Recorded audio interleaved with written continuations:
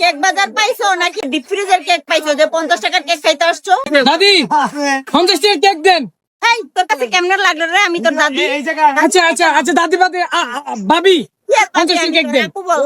হ্যাঁ আপু বল। আপু দাদি কলে কি হয়েছে? কোন অ্যাঙ্গেলে লাগলো আমি তোর দাদি? এই যে আপনার যে চেহারা মাশাআল্লাহ দিলে আমার দাদির মতোই লাগে। আমার দাদি আপনার থেকে জোয়ান আছে। তো আমার থেকে জোয়ান থাকলে হোক, তারপর আমার আপু বলতে হবে। আপু বলতে হইব? আচ্ছা আপু আপনার আর কাছে 50 টাকা আছে, আমি 50 টাকার কেক দেন। এটা কি কেক বাজার পাইছো নাকি এটা ওই যে ডিপ ফ্রিজের কেক পাইছো যে 50 টাকার কেক খাইতে আসছো? কি কোন কে কেক হোমমেড কেক নিজের হাতে বানায় নিয়ে আসছি। ডিপ ফ্রিজের কেক পাইছো? হ্যাঁ, ডিপ ফ্রিজের কেক হোমমেড। আচ্ছা হোমমেড কেক কত কইরা? 100 টাকা স্লাইস। তো দাদি কি কইতাম? তোর এখন পিছনে চলা আছে মাইক দিব। আচ্ছা ঠিক আছে আপা। হ্যাঁ আচ্ছা আপা এই 50 টাকা দিয়ে আর এক পিস কেক দেন। 50 টাকার কেক হয় না। তাহলে অর্ধেক দেন। না, অর্ধেক হয় না। শুধু 50 টাকা উপরে ওই মিষ্টি থেকে উড়াই দেব।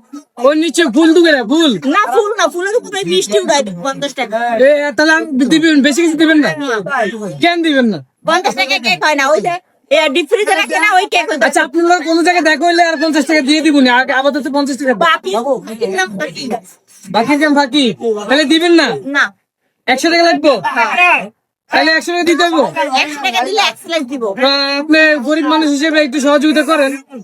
একটু করে ইউটিউবার মাসে মাসে ডলার কামায়, আবার বলে গরিব মানুষ।